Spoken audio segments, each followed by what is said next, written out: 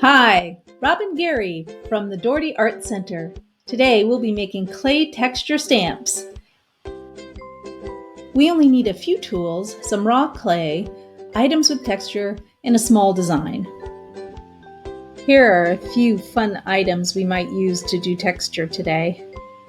And here are some sample stamps that I've made in the past. Let's prep our clay. I've chosen a red clay body for no good reason other than that's what I had. You want to be sure it's about 1/2 inch thick so that it doesn't snap in half while we are making impressions with it after it has been fired. Now let's roll the clay. I've put the sticks far enough apart for each of the types of things I want to make impressions of. You'll notice that my clay is a bit sticky, so I have to manage the roller as I'm working a bit. All in all, it looks pretty good.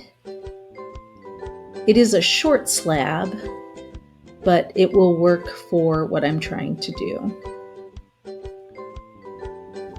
Here, I'm hand forming stamps that have little handles on them.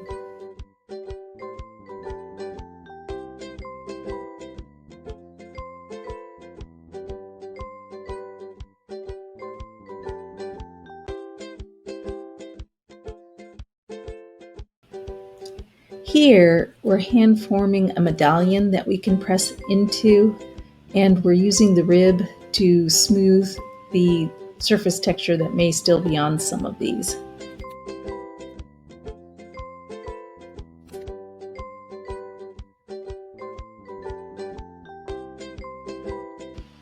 We need to let the pieces dry a little. Medium leather hard for texture impressions and leather hard for carving. Here we use our medium leather hard slab and impress textures. With our leather hard piece, we are going to actually carve a design. It can be on the fly or one that you've taken time to draw.